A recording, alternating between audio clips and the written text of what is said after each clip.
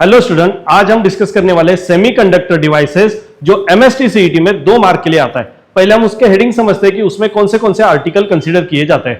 पहला है logic gate, एक सवाल आने के चांसेस रहते हैं। उसके बाद आता है रेक्टिफायर, थियोरेटिकल भी है, प्रॉब्लम भी है। उसके बाद जेनर डायोड, जिसके ऊपर ग्राफ और कैलकुलेशन दोनों भी सवाल आते हैं। उसके बाद ट्रांजिस्टर है, क्रिटिकल कैलकुलेशन सबसे ज्यादा इसी में रहेंगे। और लास्ट थियोरेटिकल पॉइंट है LED, photodiode, solar cell. Start करेंगे हम लॉजिक गेट से। लॉजिक गेट में खासियत क्या है कि कुछ गेट बेसिक गेट कहे जाते हैं। तो पहला गेट है नॉट गेट, ये है उसका सिंबल। नॉट गेट में याद रखना एक इनपुट एक आउटपुट। नॉट की खासियत यह है जो तुम उसको बोलोगे उसका उल्टा करेगा, बिल्कुल आपकी तरह। वाई बार, तो इसको 0 बोलो, ये बोलेगा 1, इसे बोलो 1, ये बोलेगा 0। आपको किसी भी लॉजिक गेट में क्या क्या याद रखना होता है? उसका सिंबल, उसका ट्रुथ टेबल और उसका इक्वेशन। बार यानी कॉम्प्लीमेंट, कॉम्प्लीमेंट यानी उल्टा। ये हो गया अपना लॉजिक गेट पहला, इसको हम बेसिक गेट बोलते हैं। दूसरा गेट कौन सा है अपने पास? ये हुआ नॉट। अब उसके बाद गेट कौन सा है? AND gate. एंड गेट यानी मल्टीप्लीकेशन। दोस्तों इतना याद रखो, एंड यानी मल्टीप्लीकेशन। तो इसे इनपुट कितने हो सकते हैं? बुक में तो 2 दिए हैं, पर 2 नहीं होते भाई, 2 से ज्यादा कितने भी हो सकते हैं, पर 2 से कम नहीं चलेंगे। तो ये रहा आपका एंड गेट। एंड गेट में यहां पे दिखा रहा हूं मैं 2 इनपुट एक आउटपुट। ट्रुथ टेबल आप लोग लिखते लिखते बोलोगे 0 0 0 1 1 0 1 1।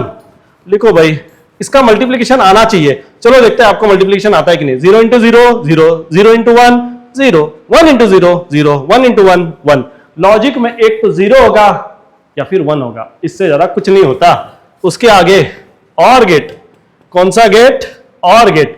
और गेट में होती है एडिशन। इसमें था मल्टीप्लीकेशन, इसमें होगी एडिशन।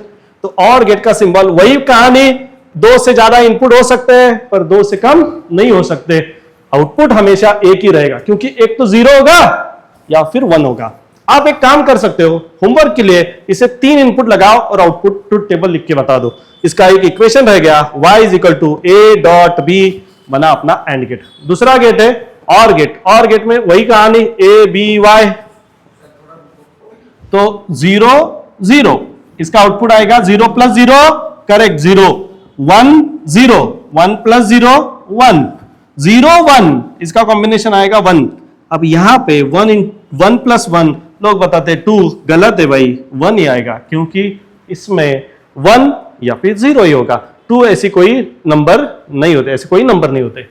तो ये 3 जो गेट हमने लिखे ना, नॉट, एंड, और, इसको बोलते हैं बेसिक गेट। इससे बनता है डिराइव गेट। डिराइव गेट मतलब इसके आगे इसका एक्सटेंशन। तो इनका कॉम्बिनेशन बनाओ, नया गेट बना दो। जैसे कि बना अपना नैंड गेट। तो नैंड गेट में होता क्या है? इसका होता है कॉम्प्लीमेंट।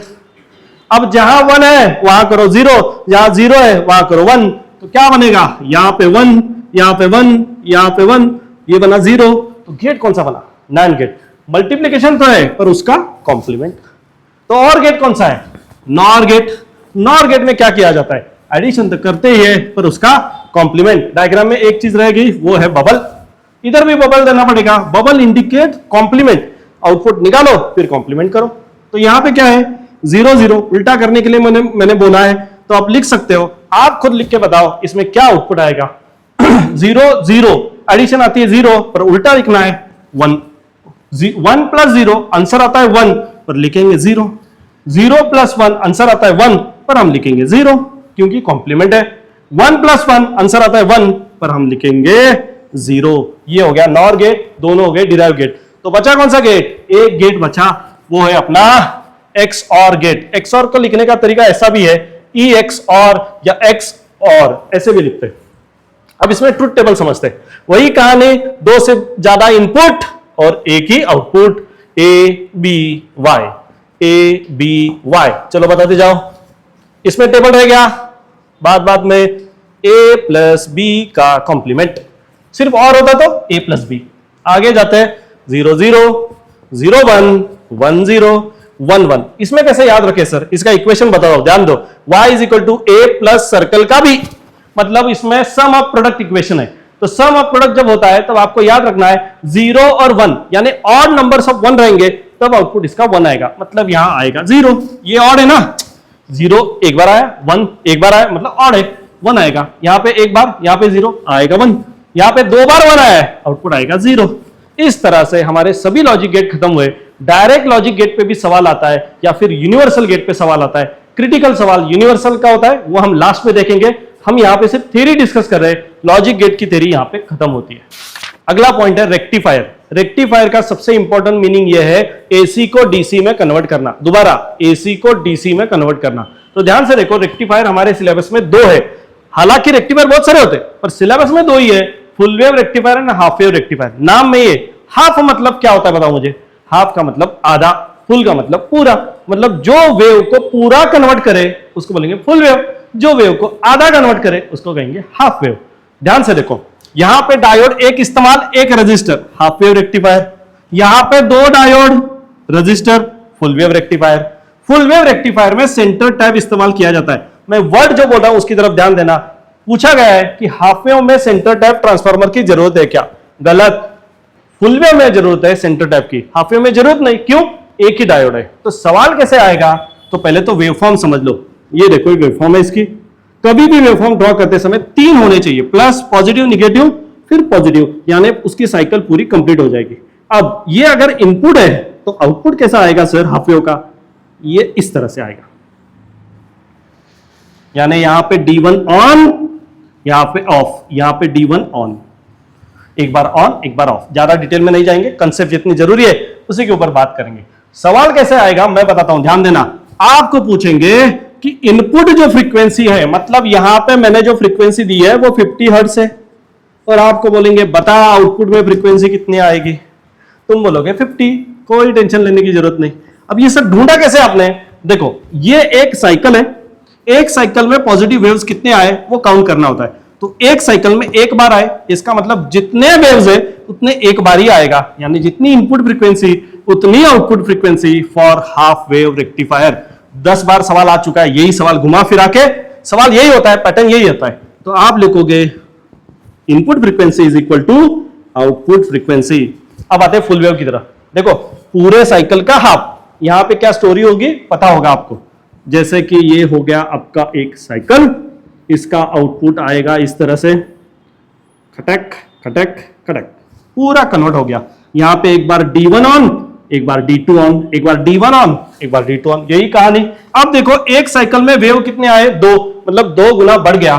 तो आप बोल सकते हो, लिखता हूं यहां पे, इनपुट फ्रीक्वेंसी के बराबर जो आउटपुट फ्रीक्वेंसी है वो 2 टाइम्स होगी। 2 से मल्टीप्लाई करना पड़ेगा जो भी आपकी फ्रीक्वेंसी है उससे। मतलब मैं एक एग्जांपल देता हूं, यहां पे आपको बोला गया 50 हर्ट्ज है, तो आउटपुट फ्रीक्वेंसी कितनी होगी? 100 हर्ट्ज। ये याद रखना, इसी के ऊपर बार बार सवाल आता है। रेक्टिफायर का आउटपुट प्योर नहीं होता है, तो प्योर करने के लिए हम क्या करते हैं? इसके साथ कनेक्ट करते हैं फिल्टर सर्किट। तो फिल्टर क्या करेगा? थोड़ा सा आउटपुट को स्टेबल करने की कोशिश करेगा। तो एक बार स्टेबल हो गया तब भी वो रेगुलेट नहीं है। रेगुलेट यानी फिक्स। तो अगर आपको फिक्स लाना है तो उसके बाद इस्तेमाल करना पड़ेगा Zener diode, that is regulator. तो अगला पॉइंट रहेगा जेनर एज अ रेगुलेटर। जैसा कि मैंने आपको बताया था कि रेक्टिफायर का आउटपुट क्या रहता है? डीसी, मतलब एसी को डीसी में कन्वर्ट किया, पर वो प्योर नहीं है ना। तो प्योर करने के लिए फिल्टर इस्तेमाल किया, तब भी प्योर नहीं बना।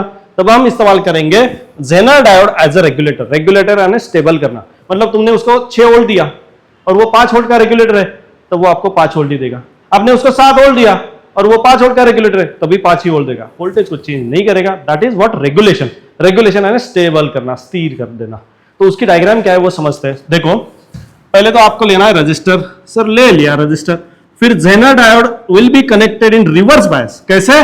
Reverse bias. उसके बाद आपको कनेक्ट करना है एक आउटपुट में रजिस्टर, वो रहता है RL।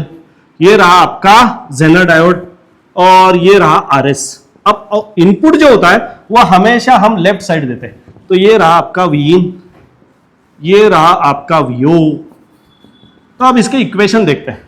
तो मैं जो एक्सप्लेन करने जा रहा हूं वो इंपॉर्टेंट है, क्योंकि उसके बेस पे आपको सवाल आ सकते हैं। थोड़ा ध्यान से समझो।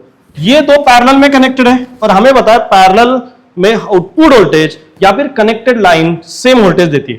तो जेनर का वोल्टेज अगर मैं VZ मान रहा हूं तो आउटपुट का वोल्टेज VO रहेगा, जो कि दोनों सेम है, क्योंकि वो दोनों पैरेलल में कनेक्टेड है। पैरेलल में वोल्टेज हमेशा सेम होता है। मतलब सवाल ऐसे आएगा, the output voltage of regulator supply is 5 volt, find out the Zener voltage.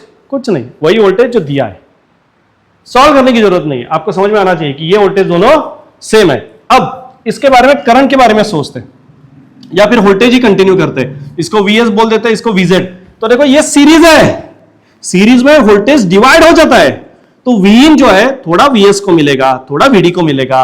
तो हम लिख सकते हैं, Vd बोलो या फिर Vz बोल देते हैं क्योंकि सेम अल्फाबेट आ जाएगा। So Vin is equal to Vs plus Vz। Voltage will get divided into two part because they are connected in series connection. अब Vz तो पता है हमें, विच इज Vo, तो हम लिख सकते हैं Vin is equal to Vs plus Vz can be replace by Vo, equation number 1। इस पे सवाल आते हैं, इक्वेशन पे ध्यान दो ये कैसे बन रहे, उससे सवाल सॉल्व हो जाएंगे। अब आगे देखते हैं, कभी भी जहां का आपको करंट चाहिए वहां की दो चीजें पता होनी चाहिए। देखो सर्किट में वोल्टेज, रेजिस्टेंस और करंट तीन क्वांटिटी होते हैं, दो पता है तो तीसरी मिल जाएगी। तो यहां पे क्या है, RS और VS दिया है, तो ऑब्वियसली इसका मेन करंट I निकाल सकते हैं हम। उसी तरह से यहां पे करंट IZ है और यहां पे करंट है IO बोलो या फिर IL भी कहा जाता है। तो current get divided into two part, two branches. तो मैं कैसे लिखूंगा, I is equal to IZ plus IO। किसने बोला ये, किरचॉफ्स लॉ ने बोला ये, current will get divided into two part. अब करंट के हिसाब से अगर मुझे वोल्टेज में इक्वेशन लिखना है तो मैं लिखूंगा IO इज इक्वल टू, ये वोल्टेज कौन सा है दोस्तों, VO डिवाइडेड बाय इसका रेजिस्टेंस RL। आप बताओ, उसी तरह से मुझे अगर I के लिए इक्वेशन लिखना है तो क्या लिखेंगे हम, आप मैसेज करके मुझे I के लिए इक्वेशन बताओ। देखो कैसे लिखा मैंने, इन तीनों का कॉम्बिनेशन बना के, उसी तरह से आप इन तीनों का कॉम्बिनेशन बना के आराम से इक्वेशन I का लिख सकते हो। और इस इक्वेशन का इस्तेमाल करते हुए कोई भी सवाल Zener diode as a regulator का सॉल्व हो सकता है। अगला पॉइंट है ट्रांजिस्टर। अब ट्रांजिस्टर मोस्ट इंपॉर्टेंट डिवाइस है किसी भी इलेक्ट्रॉनिक गैजेट का, तो इसके ऊपर सवाल आ सकते हैं। हम देखते हैं ट्रांजिस्टर में दो पार्ट आते हैं, कंस्ट्रक्शन रिलेटेड सवाल और दूसरा आता है amplifier, transistor as an amplifier. वो बाद में देखेंगे, पहले हम उसके कंस्ट्रक्शन के बारे में समझते हैं। तो ट्रांजिस्टर का सिंबल पीसीबी ग्रुप में बहुत बार पूछा गया है कि इसमें से ट्रांजिस्टर कौन सा है, ढूंढो, तो ढूंढ लेते भाई। तो एरो पहले देखो, बेस, कलेक्टर, एमिटर, ये टर्मिनल से टर्मिनल, ये लेयर नहीं है, दोनों में कंफ्यूजन होता है। टर्मिनल का मतलब क्या, एंड पॉइंट, वहां से हम फ्लाइट ले सकते हैं, वो होता है टर्मिनल। उसी तरह से ये ट्रांजिस्टर का टर्मिनल है, बेस, कलेक्टर, एमिटर। सर आपको कैसे पता ये कलेक्टर है, जहां पे एरो वहां पे एमिटर, जहां एरो नहीं है वहां कलेक्टर, और जो बीच में कनेक्टेड है वो है बेस। ऐसे ढूंढ लो। अब उसके बाद सर ये एनपीएन है कि पीएनपी है, देखो जहां पे एरो का टिप रहेगा ना वहां पे लिखो तुम एन, उससे आराम से सॉल्व कर सकते हो। जहां पे एरो का टिप वहां पे लिखो एन, तो ये एन है, तो एन के बाद कौन सा लेटर आता है, एन के बाद आएगा एन पी, और यहां पे आएगा एन, तो ये बना एनपीएन ट्रांजिस्टर। यहां पे लिख लेता हूं एनपीएन। जहां पे एरो है वहां पे लिखेंगे हम एन, अब बीच में आ गया एन तो साइड में लिखेंगे पीपी, तो बचा पीएनपी। याद रखना, टिप जहां पे है वहां पे एन, बात खत्म। तो कैसे भी दे सकते तुमको डायग्राम, देखो ऐसे देंगे, बोलेंगे ढूंढ भाई ये कौन सा है, तुम बोलोगे सर यहाँ पे कलेक्टर बोला था, ऐसे नहीं होता। सिंबल कैसे भी आए, आपको आइडेंटिफाई करना है टिप कहां पे, उस हिसाब से कंपोनेंट आइडेंटिफिकेशन होता है। अब नेक्स्ट पॉइंट, थ्योरेटिकल 3 स्टेटमेंट दिए मैंने, रट लो इसे, इसके ऊपर सवाल आ सकता है। पहला स्टेटमेंट क्या है, देखो 3 लेयर है, एमिटर हाईली डोप्ड। डोपिंग का मतलब ये होता है उसमें कितने इलेक्ट्रॉन खचाखच भर के रखे, तो एमिटर एमिट करने वाला है, तो जो एमिट करेगा उसके पास ज्यादा होने चाहिए, ऐसे याद रखो। तो emitter is highly doped and moderate in size. अगर ज्यादा रखने हैं तो साइज भी तो बड़ा चाहिए, तो मॉडरेट इन साइज है। अब मॉडरेट क्यों बोला है, मतलब इससे भी बड़ा कोई तो है, तो याद रखेंगे हम emitter is highly doped, moderate in size. Collector की तरफ आते हैं, कलेक्टर के बारे में अगर बात करें तो कलेक्टर कलेक्ट करने वाला है, तो ये साइज में बड़ा चाहिए, तो collector will be large in size, पर डोपिंग जो रहेगा वो मॉडरेट रहेगा। मॉडरेट क्यों कह रहे हैं, क्योंकि एमिटर से उसका कम है डोपिंग। बात समझ में आ रही है, दोबारा, collector moderate in doping, large in size. अब लास्ट पॉइंट बचता है बेस। बेस जो है लेस डोप है, वो सब लेस है, डोपिंग में भी लेस है और साइज में भी छोटा है। तो ये अगर हम 6 पॉइंट याद रखें तो इसके ऊपर एक थ्योरेटिकल सवाल हमें बन सकता है। शॉर्ट नोट्स दे रहा हूं, ध्यान से समझ लो हर एक चीज को। ट्रांजिस्टर का अगला पॉइंट एम्पलीफायर। अब एम्पलीफायर का मतलब समझ लो, फिर कंसेप्ट समझ में आ जाएगी। एम्पलीफायर का मतलब होता है कोई ऐसा डिवाइस जो आपने इनपुट को बढ़ा के दे दे। मतलब इनपुट दे रहा हूं मैं 3 मिली वोल्ट और मुझे दे रहा है वो 10 वोल्ट, बढ़ा दिया ना उसने। पर स्टोरी यहां पे खत्म नहीं होती। The energy can not be created nor be destroyed, आगे का तुमको पता है। तो यहां पे जो वीसीसी दिया है ना, यही काम करता है कि कितना इनपुट इसमें ऐड करना है। ये स्टोरी समझ लो ठीक से। मतलब आपको दिखाएंगे, देखो 3 मिली वोल्ट मिला 10 वोल्ट, बताएंगे नहीं कोई कि यहां पे वीसीसी दिया है इसलिए ये बढ़ रहा है। मन से नहीं बढ़ेगा। कोई भी ट्रांजिस्टर इनपुट को बढ़ा नहीं सकता है। तो फिर वो क्या करता है सर, वो एक्टिव मोड में रहेगा। ट्रांजिस्टर के काम करने के मोड 3 होते हैं, एक्टिव, कट ऑफ, सैचुरेशन। अब ये क्या है सर, जैसे मोबाइल में होता है साइलेंट मोड, पर्सनल मोड, उसी तरह से ट्रांजिस्टर के वर्किंग के मोड है, active, cut off, saturation. Cut off का मतलब क्या है, यस बंद हो चुका है वो। सैचुरेशन का मतलब क्या है, अब वो तुम 4-5 लेक्चर देखने के बाद जो सिचुएशन होती है वही है वो सैचुरेशन। और लास्ट है एक्टिव, मतलब जो अभी तुम हो ये समझने की कोशिश कर रहे हो। तो वो जब एक्टिव मोड में होगा तब आएगा उसको इनपुट 3 वोल्ट मिली वोल्ट। वो सोचेगा कि मैं ऊपर से थोड़ा सा ऐड कर लेता हूं और आगे भेज देता हूं। पर ये जब वो ऐड कर रहा है ना, तुमको नहीं पूछेगा वो, मतलब जिसने वो बनाया है उसको नहीं पूछेगा, वो खुद डिसीजन ले लेगा। पर हमें पता होना चाहिए कितना ऐड किया और कितना कम किया, इसलिए ये सब कैलकुलेशन है। तो एम्पलीफायर का काम है सिग्नल की स्ट्रेंथ को बढ़ाना। तो बच्चे पूछते हैं सर वो वोल्टेज बढ़ा रहा है, करंट बढ़ा रहा है या पावर बढ़ा रहा है? तो डिपेंड करता है कि वो वोल्टेज एम्पलीफायर है, करंट एम्पलीफायर है या पावर एम्पलीफायर है। उस हिसाब से उसकी स्ट्रेंथ बढ़ाई जाती है। तो पहले इक्वेशन समझते हैं, फिर आगे के पॉइंट हम कंसिडर करेंगे कि उसको कैलकुलेशन में कैसे लेना है। तो यहां पे डायग्राम देखो, ये कौन सा एम्पलीफायर है? तो बच्चों ये है सी एम्पलीफायर। सी यानी कॉमन, ई यानी एमिटर। एक ही टर्मिनल ऐसा है जो इनपुट और आउटपुट से कनेक्टेड है, तो वो है एमिटर, इसलिए इसे कहा जाता है सी एम्पलीफायर। फेमस एम्पलीफायर कौन सा है? तो वो सी एम्पलीफायर है। और एक सवाल पूछा जाता है कि मैंने इनपुट में सिग्नल ऐसा दिया तो आउटपुट में कैसा दिखता है? तो वो दिखता है उल्टा। तो आप मैसेज करके बताओगे कि इसमें फेज शिफ्ट कितना आया। आउटपुट सेम नहीं आएगा, उल्टा आएगा। तो उल्टे में कितना फेज शिफ्ट चेंज हुआ, आप मैसेज करके बताओगे। ये डायग्राम याद रखना, इसके ऊपर सवाल कम से कम 3 से 4 आपको पीवाईक्यू में मिल जाएंगे। पूछा जाता है कैपेसिटर का रोल क्या है इसमें? एम्पलीफायर में कैपेसिटर क्या करता है? वही to pass AC and block DC. DC को जाने नहीं देगा और एसी को पास कर देगा, ये उसका रोल है। उससे टर्मिनल्स, एक टर्मिनल से दूसरे टर्मिनल में सिर्फ एसी पास होगा, डीसी ब्लॉक होगा। उसके बाद पूछा जाता है what is the role of register. तो ये रजिस्टर आपके हर एक टर्मिनल को प्रोटेक्ट करेंगे। करंट ज्यादा आएगा तो बचाएंगे उसको। तो इसलिए RE, RC और RB, these are the base terminal और कलेक्टर और एमिटर रजिस्टर। उसके बाद ये क्या है सर? R1, R2, ये वोल्टेज डिवाइडर है। मतलब ये जो AC सप्लाई है, इसे जिंदा रखने के लिए, एक्टिव मोड में रखने के लिए, मान लो मैं जो बात कर रहा हूं उसका एम्पलीफिकेशन चल रहा है और मैंने बात करना बंद कर दिया, अब क्या एम्पलीफाई होगा? कुछ नहीं होगा। पर ट्रांजिस्टर को तो जिंदा रखना पड़ेगा।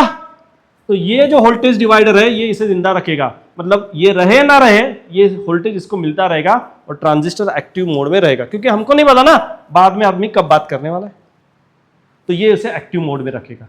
तो ये सी एम्पलीफायर की डायग्राम है। इक्वेशन की तरफ आता है, हमें पता है अल्फा बीटा 2 इंपॉर्टेंट है।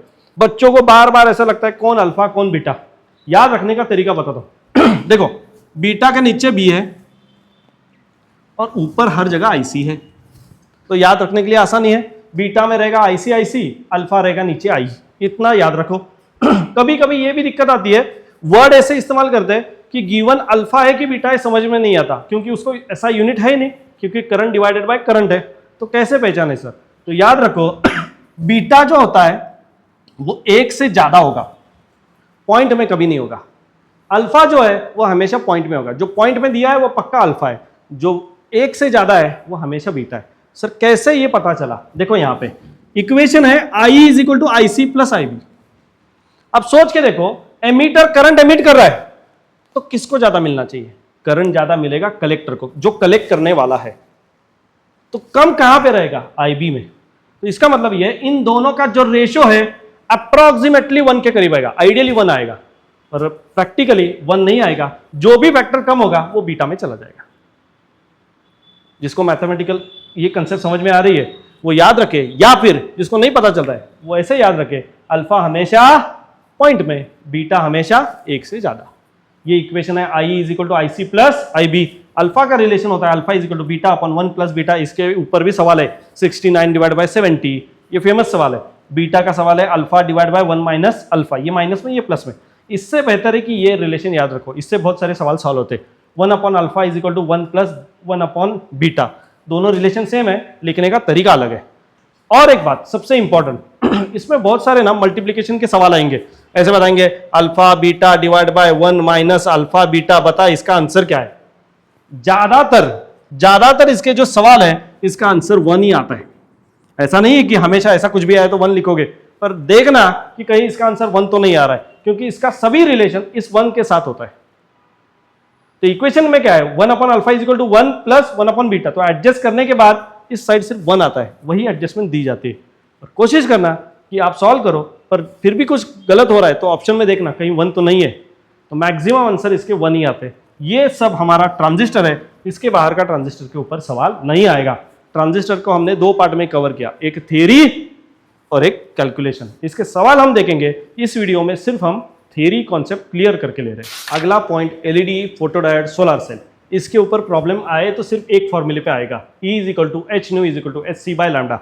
HC बाय लैम्डा की वैल्यू एंगस्ट्रॉम में याद रखना, और इस फॉर्मूले से सभी सवाल सॉल्व हो जाएंगे। इसके अलावा आपको क्या करना जरूरी है, थ्योरी पॉइंट है मैं बता रहा हूँ, सोलर सेल, फोटोडायोड और एलईडी, इसके VI कैरेक्टरिस्टिक्स बुक में दी है। आपको जरूरत लगे तो इस वीडियो के एंड में भी मैं दे दूंगा, पर ये VI कैरेक्टरिस्टिक्स है ना, डायरेक्ट पूछे जाते हैं कि इसमें से आइडेंटिफाई करो कि इसकी VI कैरेक्टरिस्टिक्स कौन सी है। फिर क्या करना है, advantage disadvantage application, match the pair में इस तरह का सवाल आता है। और बचा ये कि अगर आपका ये पार्ट हो चुका है तो एलईडी फोटोडायोड में करना क्या जरूरी है, यस, सिंबल आइडेंटिफिकेशन। अब मैं डायग्राम ड्रॉ करूंगा, आप बताओगे इसका नाम क्या है। चलिए कोशिश करते हैं, आप खुद आंसर देना। इसे क्या कहा जाता है, इसे कहा जाता है डायोड। अब इसके ऊपर आगे 2 एरो बाहर की तरफ, तो बनाइए एलईडी। अब एरो चेंज, कहानी चेंज, एरो अंदर की तरफ, ये ऐसे बाहर नहीं आता, अंदर ही रहता है, एरो अंदर, इसको बोलेंगे फोटोडायोड। तो 3 डायग्राम सेम तरीके से। अगर मैंने इसको और थोड़ा चेंज किया तो ये बना जेनर डायोड। अब इसमें और मैंने चेंज किया तो ये क्या बना, ये बना लॉजिक गेट नॉट।